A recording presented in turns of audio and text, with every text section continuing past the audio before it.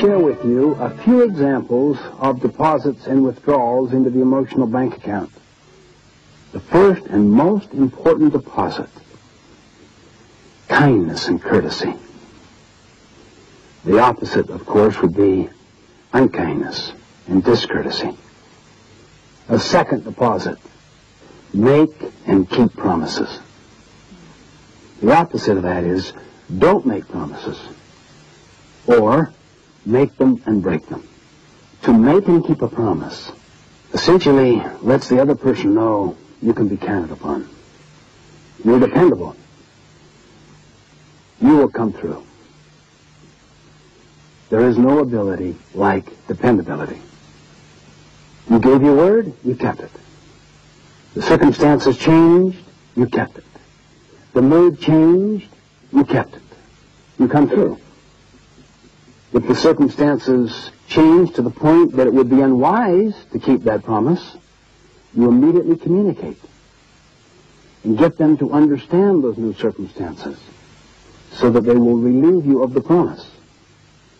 Be very careful before you ever make a promise, particularly if it's about a promise dealing with something that's terribly important to another, that is of jugular importance. Be very careful. The withdrawal is not to make any promises at all, though, because you create no hope. That is a withdrawal as well.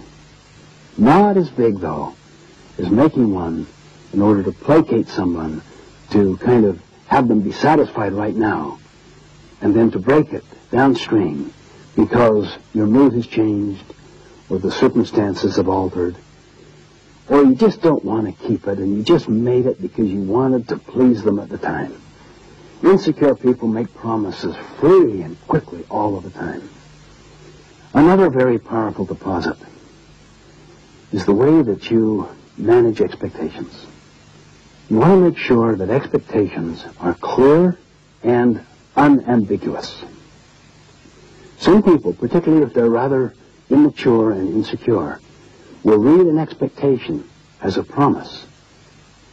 So you have to be very explicit to manage expectations. If you sense that people implicitly are projecting expectations upon you, sometimes you have to say, let me clarify the expectations so that people are at peace. The withdrawal is to have unclear expectations, unidentified expectations, ambiguous expectations, unacknowledged expectations that lie implicit inside people. Our frustrations are a product of our expectations, and we control our expectations. Therefore, we indirectly control our frustration or our satisfaction. Another extremely powerful deposit strikes at such a deep tendency that many of us have, having to do with being a judge. I call this deposit loyalty to the absent. The withdrawal, of course, would be disloyalty and duplicity. Always be loyal to those who are not present.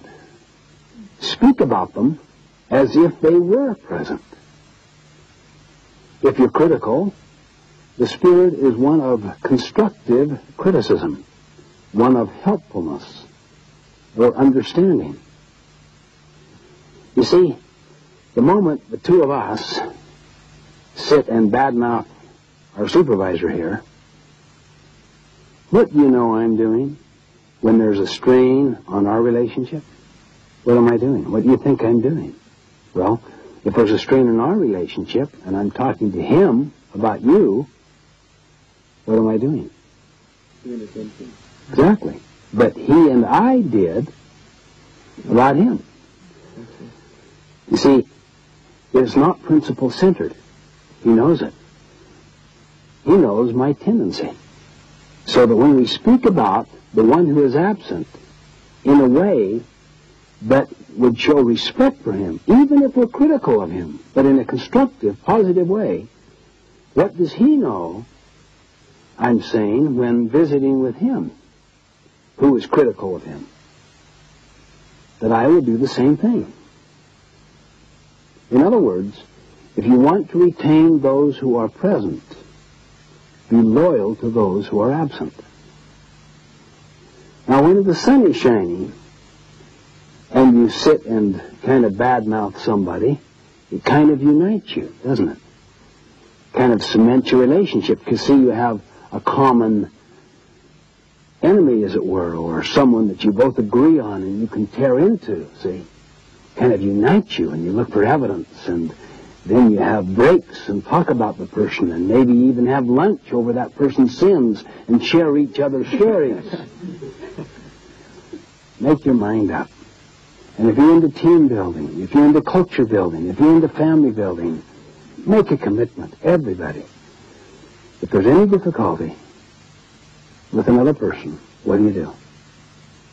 Go directly to the person. You don't talk behind their back.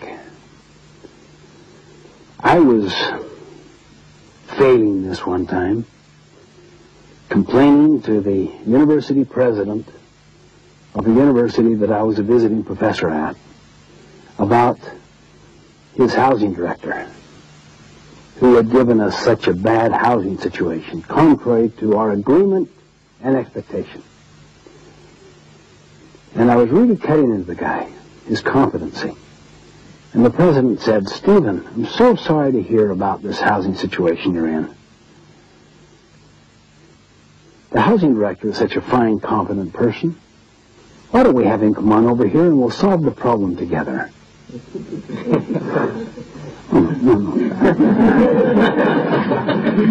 I don't want to be involved. See, I didn't say that because that would be obviously so irresponsible.